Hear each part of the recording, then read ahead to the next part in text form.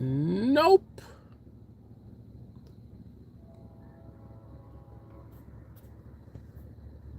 All right. There we go.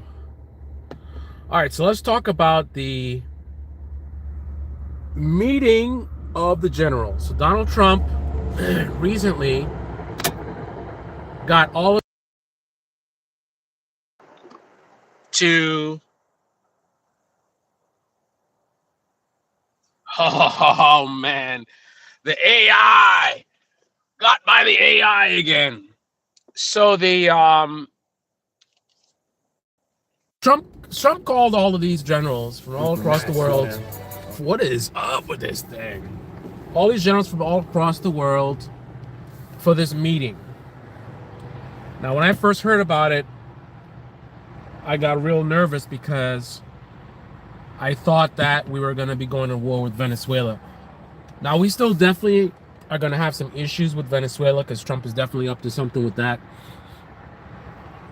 I don't know, a coup, some kind of regime change. I don't know what he's up to. He's got special forces in the Caribbean. I mean, the ships are out there, but it could be intimidation, right? Don't always assume that it could only be one thing, right?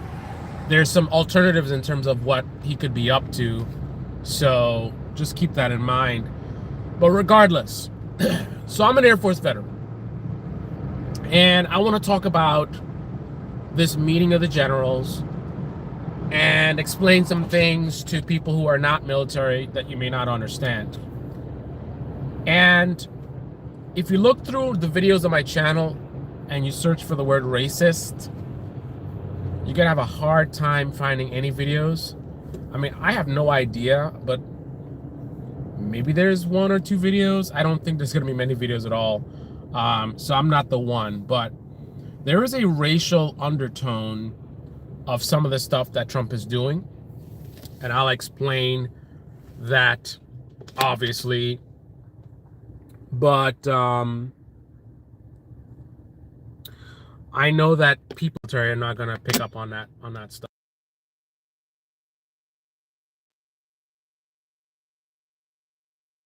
Holy, it's pressing that button. Okay.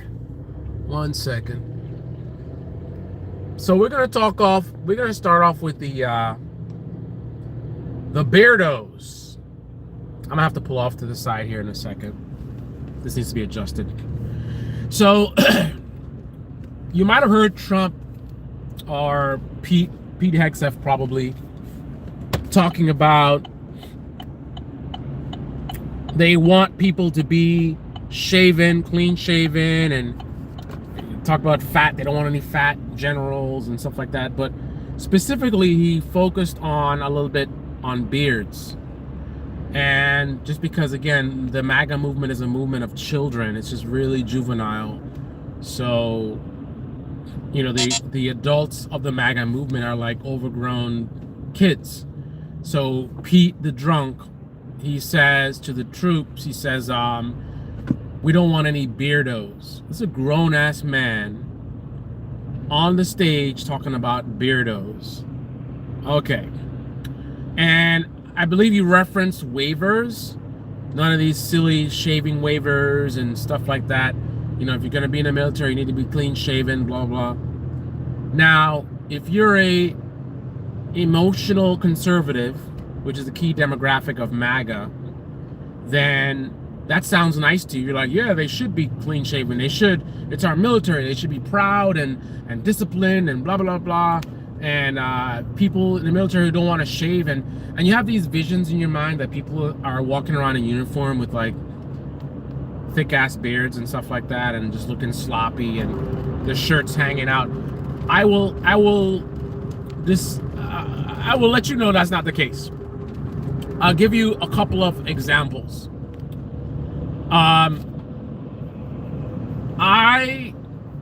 In my tech school, I showed up one time. I gotta mount this thing. I'm not gonna drive like this. In my tech school, I had this, let's just say, freak of a girlfriend, and I showed up for class one day, and let's just say there were some marks on my neck. It wasn't crazy. It wasn't extreme, nothing like that at all. But there were marks on my neck, and I think it was clear what those marks were. And I was told that I need to go back to my room and put on a turtleneck. I had to go home and find a turtleneck because I can't be in class with a hickey. I guess we can act like adults here. I can't be in class with a hickey on my neck, right? That's not appropriate, right? Now to go a little bit deeper about the beard situation. So I had a shaving waiver, so I can explain to you a little bit about what that's all about. I apologize, I'm trying to get this thing mounted properly. So people like myself with brown skin and curly hair, we have a condition, I think that's as far as it's gonna go. We have a condition called pseudofolliculitis barbae. So basically what it is that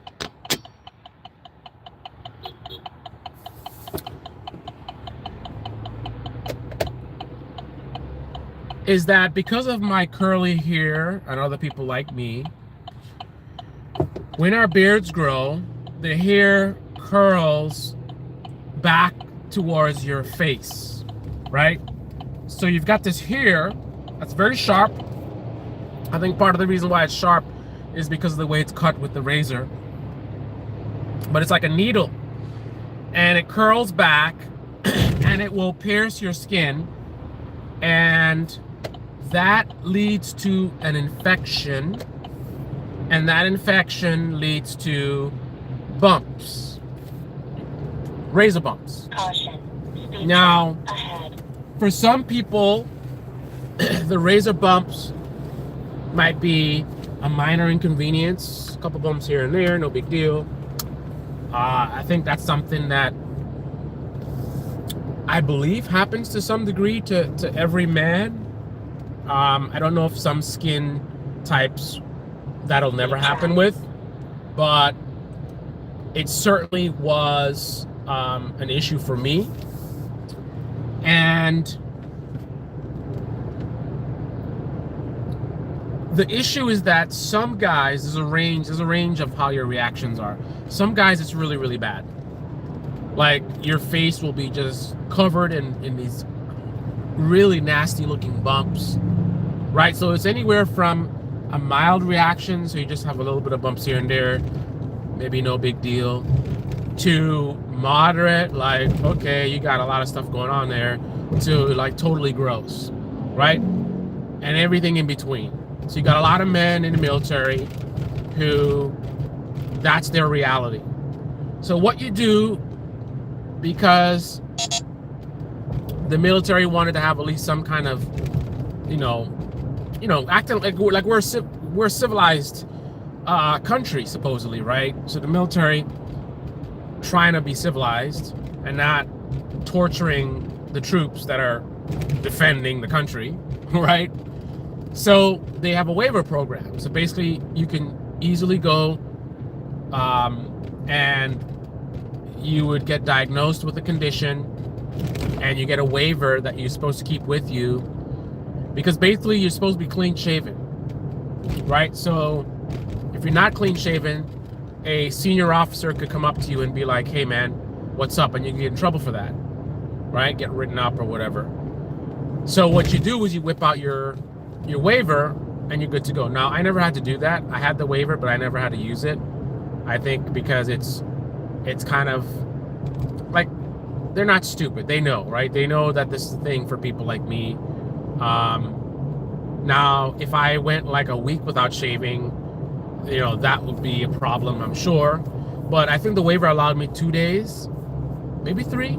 So I could have 2 to 3 days of beard growth and be okay with my waiver. So now that you understand what we're talking about, let's connect the racial undertones and the savagery. And again, to the emotional conservative, not saying conservatives are all emotional, but if you are a conservative who's emotional, you will get caught up in like, yeah, they should be that way, and military should be tough, and blah, blah, blah. You're not really thinking. Even going along with what you're potentially supporting in your mind, which is the military being warriors and violent and brutal, it's supposed to be to the enemy, not to ourselves, right? We're supposed to all be a team. We're war fighters. We fight together. Like, teamwork is a big part of the military, right? We're a brotherhood.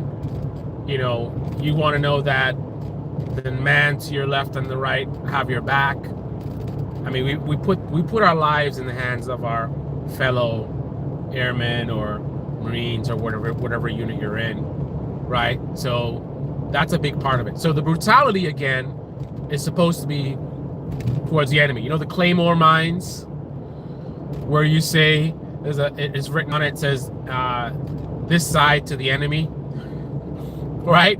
Claymore mine will mess you up. And if I'm saying that wrong, I'm not a weapons guy. That's not my thing. But if I might be, I think it's Claymore mine. But anyway, I know those. It's like the charge goes in one direction generally. That's where the force is going to go. So you aim it towards the enemy. When it goes off, it kills the enemy.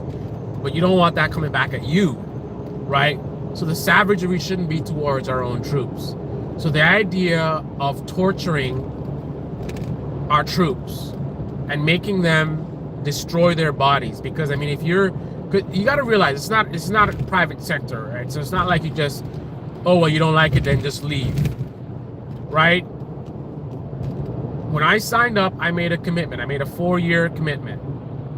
It wasn't an option for me to just leave. I committed 4 years of my life to my country, right? I signed an agreement. I swore an oath that I was willing to give my life for my country. So, if I was in the military right now, it would not be an option for me to leave. So I would be forced to damage my face. And since it's a daily thing, right? And if you're doing 4 years, by the time 4 years is done, I could be permanently scarred.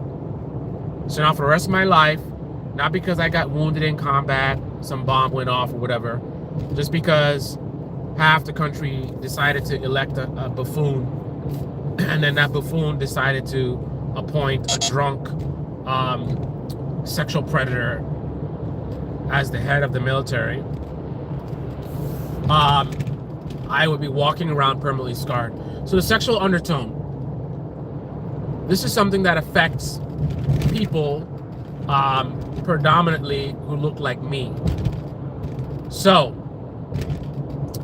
on one hand, you get to torture so-called black people who are brown, like myself.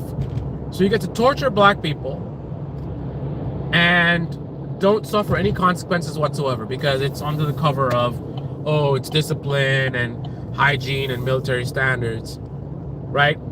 And you know that will fly with the average conservative. That will easily fly, right? All right-wing media has to do is put those arguments in their heads, and they'll believe it. Hook, line, and sinker. Yeah, it's a military standard, and well, if you have a thing with your beard, and maybe you shouldn't join the military or whatever. Like you can explain it away, and so you have an ability. Now I can't read these people's minds, so I can't say that it was for racial reasons. But if it was, it's a chess move. It's perfect, because again, you get to torture black people and not really suffer much consequences. You also get to make the military wider, because obviously, you know, people are going to talk. So people that are in the military right now are going to be complaining to their family members and friends. The word's going to get around, and the message is going to be that the military is not the place for brown-skinned folks like myself, right? It's not for you, right? They're gonna mess your face up, and they don't care about the troops. They don't care about you, and especially they don't care about you, like you being a brown-skinned person. You gonna get no respect.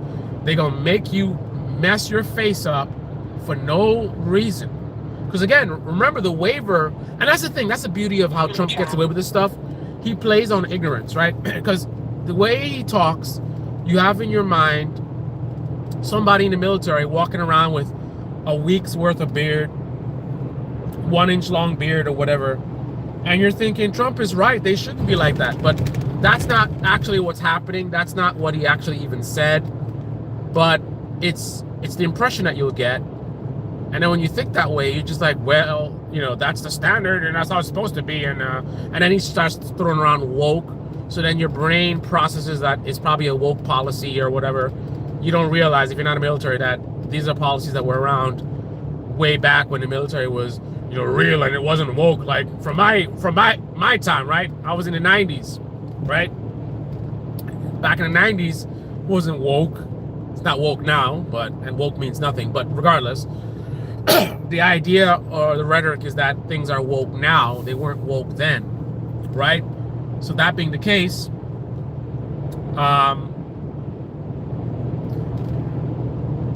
this policy was from back then, right? It's not a new thing, and now, you know, the Democrats and Joe Biden and whatever, and this new woke thing, and, you know, men need to be men like how they used to be. When I was in the military, men were men, right?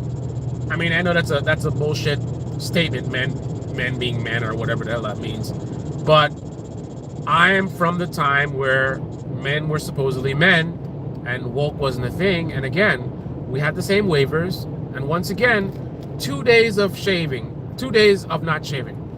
I'm gonna tell you, it may be surprising to you, but I can't grow that much beard in 2 days, right? In 2 days, it's gonna be peach fuzz. That's what we're talking about. So while you guys are struggling to pay your rent and you don't want to have health care, the President of the United States and the sexual predator Secretary of War is making a big deal about guys having 2 days not shaving every single day. So 2 days worth of beard growth. Like, I mean, this is the amount of beard that you wouldn't even be able to tell, right? If I don't shave for 2 days, right, unless we're in some kind of intimate situation or I'm doing a video and I got a close up on my face, you're not gonna notice, right? So completely ridiculous, unnecessary, torturous, savage behavior, unpatriotic. And again, if you're an emotional conservative, you're gonna fall for it, right? Because you're gonna think about people with long beard. Like he's putting all kinds of ideas in your head. You don't think the military was woke and there's a bunch of men in the military wearing dresses and stuff like that, and that's totally not the case. And again, he's not really specifically, he's just kind of throwing words around, buzzwords around, and it's a typical fork in the road. I talked about this concept before. You got two choices. You can either accept that you voted for a buffoon who was screwing over the country, who's doing something very unpatriotic, and you supported that, you enabled that. Or you can accept whatever lame excuse that Trump gives you as an alternative conclusion, right? So Trump says, oh, it's, you know, because the military is woke or whatever, and you're like, ah, yeah, right? Because what's the alternative? No one wants to admit that they've been scammed. No one wants to admit that they have been a sucker in some way, right? The hardest thing is to convince somebody that they've been scammed, right? So if I scam you, right, it's easy for me to come up with an excuse that you'll accept, right? Because you don't want to think that you'd be so dumb to fall for something ridiculous, right? So I say, oh no, it's because da da da da da da. You're like, oh okay, man. Now, ironically, what I said actually is not how it would work. If I scammed you, I think you probably would be pretty aggressive in terms of like, I want my money back, blah, blah, blah. The difference is when it's sort of a cult of personality type of thing, right? So there's some celebrity online who you've gotten caught up, like, oh, this guy's so cool or so smart or they're so rich and successful and whatever, and you get caught up in the rhetoric, and then you go sign up for some program that's supposed to help you to get rich as well, and your friends are like, it's a scam, and they could give you solid evidence, but the guy who scammed you, all he's got to do is like, oh no, you don't understand. What it is that people sign up for this stuff and they don't follow everything that I tell you. If I give you 10 steps to success and you only do 5 of them, then of course you're going to fail. But if you only do 7, of course you're going to fail. You got to do the 10 steps or whatever it is, right? Some lame excuse, and you're like, yeah, you know, it's not that it's a scam. It's just that I didn't put enough effort into it. It's my fault. I'm going to man up and own up to my whatever. Like, that's an easier thing to accept than that you've been scammed, right? 2 choices. You fell for a scam and you lost thousands of dollars for some program that's a scam, or whatever excuse that person gives you, which in this case is like, oh, no, it's because you're not following exactly what I told you. Like, that's an easier thing. So you would sacrifice yourself as you messed up. You didn't do the thing that you're supposed to do, as opposed to accepting that you were scammed. So anyway, final point before I lose reception. I don't know if this stream is even working because of how I have the phone mounted, so that'll be interesting to see what happens. And I can't see if you guys are commenting or whatever. But anyway, final comment. So I think that what Trump did is by design, potentially. I don't know if it's necessarily his strategy, but it's a strategy potentially. Maybe he got guidance from somebody else, but I believe that he's trying to, and they actually kind of said it in the speech too, he's trying to thin the herd, shall we say. So basically do a bunch of ridiculous things, right? Say a bunch of ridiculous things. Therefore, you're going to discourage people who might resist craziness that he might be planning on doing in the future. The idea is he doesn't want anyone in the military who has integrity and has morality to where if he goes too far, they're going to resist. As we're told to, we're supposed to disobey illegal orders, right? He doesn't want any of those people in the military. So basically what's going to happen potentially is whoever can resign will resign, and whoever can not join the military to begin with, they won't join the military to begin with, based on he's calling generals fat and da-da-da-da-da. There's a certain really immoral, disgusting type of person who would join the military and who's in the military right now that kind of language would appeal to, and that's who he wants in the military, right? The kind of person in the military that'll be like, yeah, get those fat generals out of here, or get those wokies out of here. That kind of person is the kind of person that's going to, use lethal force against civilians, perhaps, and do a lot of very unconstitutional, evil things. So he's already thinned the herd in many different ways, and this is just an expansion of that. So he wants to get down to a very, very corrupt military. They're talking about, these stupid rules of war and blah, blah, blah, blah. So ironically, they're pushing us closer and closer to being, and this is a point, I don't know why I feel like I'm the only person that makes this point. The most conservative countries in the world, I looked this up some time ago. If you look at some of the most conservative countries in this world, it's not a good look, man. A lot of those countries in the Middle East that we have been fighting wars with, countries where if you're gay, you might be thrown off a roof, and that's a government-sanctioned action, right? that kind of a savage place. Those are the most conservative places, right? Those are the places where religion and government are one, right? And they have all their, beliefs, and they enforce them with brutality, man, right? Like speaking out against the leader. A lot of stuff you could end up like death penalty or torture or all kinds of stuff. That's what conservatism gets you, right? The more conservative a country is, that's where you go. Now, if you look around the world for countries that are the most liberal, you're not exactly finding really, really scary stuff like that. But definitely, the more conservative a country is, the worse it is, and the more brutal it is, the more savage it is. And this is something I picked up on a long time ago. And all they're doing is they're just throwing fuel on the fire, and they're just accelerating this pushing us in that direction where one day, who knows, maybe being gay you end up in prison for being gay, or man, people would say that's like I'm being extreme or whatever, but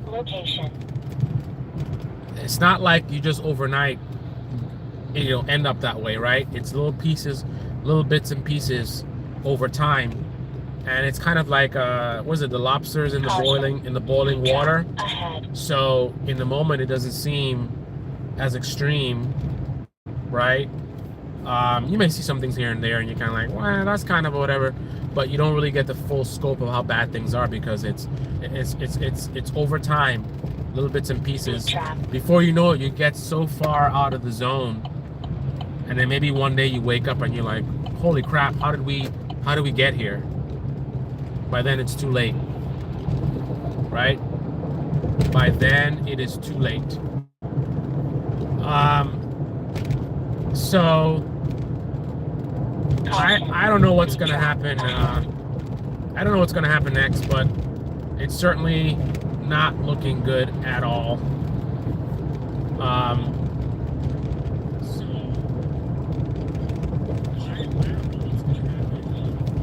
Oh, so the live stream actually worked. Okay. Speed trap. I will end on this note. I would say that people in the military, generally speaking, somebody like Trump, and maybe less so Pete Hegseth, but even him, definitely Trump. Our mindset in the military is to be completely disgusted with somebody like Trump. A draft dodger, born with a silver spoon in his mouth, very feminine. I mean, I was actually looking at the other day, I was looking at Bernie Sanders, and I just realized, never occurred to me how much more masculine Bernie Sanders is than Trump. I mean, that's not a big deal. I mean, a lot of men are more masculine than Donald Trump. But what I'm referring to is, I looked at Bernie Sanders. He's a very old guy, but he's a man about it, right? He's a man, and he's strong enough to accept aging. Caution. Right? Trap ahead. He's not going to spend a bunch of time putting on makeup or some tan solution or whatever, and wearing a toupee and all that kind of stuff. Bernie Sanders, he is accepting the natural process of aging, right? He's got the gray hair. Whatever hair he's losing, he's lost it. That's it. Whatever, he deals with it, and it's like, this is me. This is who I am, right? I don't need to hide. And women, the way our culture is, they feel pressured, I think, to be, the kind of a, I don't want to say supermodel, but it's like you gotta almost be like a model, right? Like a model, you can't have any fat. You gotta be trim, and everything needs to be perfect, and your makeup and your whatever, because you're taking photos. You might, paparazzi, whatever. You have to always be on point, and that's kind of how women feel. So especially when they get older, it's like, okay, I gotta hide the aging process. I gotta Botox. I gotta, cake on the makeup. I gotta do foundation, whatever tricks they do, right? But that's Trump, right? Trump, just like those women, feels like he needs to spend so much time trying to, I don't know. Unfortunately for him, I mean, all the stuff he's doing, I mean, he's still like way out of shape, and he's certainly not a handsome fellow, but he's got that same feminine mindset, right? You look at somebody like me, right? Much younger than Trump, obviously. My hairline started receding at some point, and I was like, whoa, my hair's thinning and whatever. At some point, I came to that realization, and it was a little bit jarring at first, but I manned up, right? I'm a grown man. It's just like, okay, this is life. I'm aging. This is what happens. And I made a decision. I said, I'll just go bald. It was tough. I remember when I shaved bald the first time, and I was like, wow. It was a big deal, man. But once I did it, I was like, oh, it's a big deal, and that's it. So before I say the next thing, I don't believe that, as a man, you have to be a certain way. I mean, be however you want to be yourself, right? But for me personally, this is just my personality. This is who I am. It's not the way that other people need to be. I am a little bit leaning towards the traditional side in terms of masculinity. I'm definitely more the old school on that side. So the old school, one part of the old school masculinity that is part of who I am is, ironically, warrior, right? Men are the warriors. Like, you go back to way back in the day, right, where we were hunter-gatherers, right? So as a man, I would, be the leader of the family, and I got to protect my family, and I got to go out and hunt, right? I don't have time to be in the mirror, putting on makeup and doing my hair and all this kind of stuff. I need to be ready to fight, to defend. Like, I got to get out. I got to be about business, right? You get up, get out the door, go out there and battle, right? No time to be fooling around, right? While you're messing around with your hair and stuff, you know what I mean? Like, something's going down, the bear's coming or whatever. So that's my thing, right? Man, I believe, for me personally, like, everybody can be how you want to be, but I just believe, like, leave the women to spend a bunch of time in the mirror, right? I don't spend a ton of time in the mirror, man. When I get up, and that's the thing with my shaving my hair, it's a quick and easy thing, right? Every couple days, I try to shave. You have an electric shaver. I try to use it maybe once a day. But a lot of times I may go a few days without it. But it's a low maintenance thing, man. You just run it, and you're shaving everything off. So I don't have to worry about details and lining up this and lining up that and whatever, and putting on some shampoo or whatever. No, I get up in the morning, I wash my face, right? I roll out. If my skin's dry, I may put some lotion on it. I'm not gonna walk around with my ashy face. Once in a while, stuff like that happens, I may do something, but I'm not trying to be in the mirror for a whole long time. Like, I feel like, if women want to do that, I'm not saying they should do that or have to do that. If women want to do that, fine, right? That's just me. I'm just more on the traditional, all right? Because you look at back in the hunter-gatherer days, right? It's like the mother is home with the kids and whatever, but the guy needs to get up early and get out there and go for the hunt or whatever. And again, you're spending a bunch of time in the mirror. While you're doing that, your dinner's running away. You know what I mean? So that's just my thing, right? But Trump is, and I kind of got in a tangent with that, but Trump is very feminine with that. And I think traditionally the military mindset is not a lot of respect for Trump. Draft dodger, feminine, very insecure, I mean, he acts like a teenage girl, like they're arguing with people all the time and getting upset so easily, just super emotional. Like, this is the opposite of what the military is about. What military is, we're about being strong, no excuses, stop complaining, find a solution, get it done, build a bridge.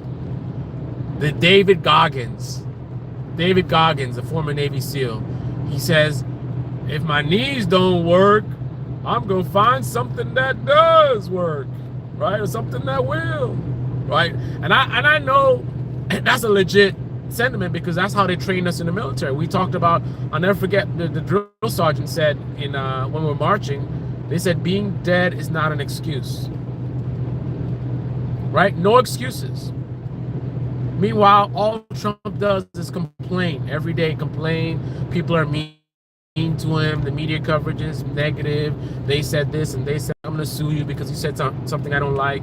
Like, that is the opposite of the military, right? We don't stand for that, except for Trump. So that's the next part of what I'm getting at, is like, Trump, normally anybody else behaving like Trump, you get no respect from military people, right? We call you a bitch. Not literally, right? But that's how we see you. We see you as a bitch. We see you as weak. You're not a real man, right? We respect people. We respect men being men, right? So strong, powerful, not emotional, having discipline. Trump is so undisciplined, so feminine, so emotional, so weak. So easy to provoke, right? But for some reason, Trump gets a pass, and they actually see him as the complete opposite. Somehow he appeals to that masculine, aggressive side of the military, because he's just kind of like, his attitude of like, fuck yeah, I'm gonna do whatever I want to do, and no one's gonna tell me, and whatever, and we're not gonna stand for this. Men wearing dresses and da da da da. Some part of him oozes the exact opposite of what he is, like ultra masculinity, right? It's so bizarre. As super feminine as he is, there's a part of him that, and it's weird, he taps into that primal masculinity. So caveman, basically, right? Caveman, that part of the masculinity. So the primal part of what we get from our testosterone, right? That idea, you go up to a woman and you just grab her, throw her over your shoulder, right, against her will, right, like Trump has done, right? Well, not the throwing on the shoulder part, but the other part, right? That kind of masculinity. Stupid waivers, shaving waivers, ruin your face. I don't care about anybody else. You can die. It's like inhumane, savage, just primal. Hit somebody over the head with a club to steal a chicken bone from them. Anyway, that's all I got to say. This is the Debate Me channel. Debate Me in the comment section below. Click on the like button, subscribe, smash that bell. Be well. I'm going to end this live stream. And until next time, take a look in the chats. Take a look in the chats. Caution, speed trap ahead. Okay. Top fans.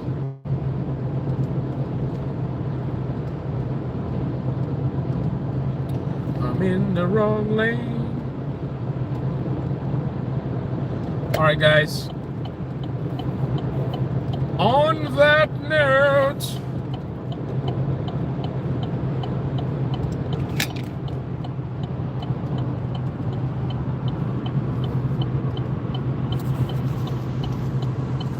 ciao.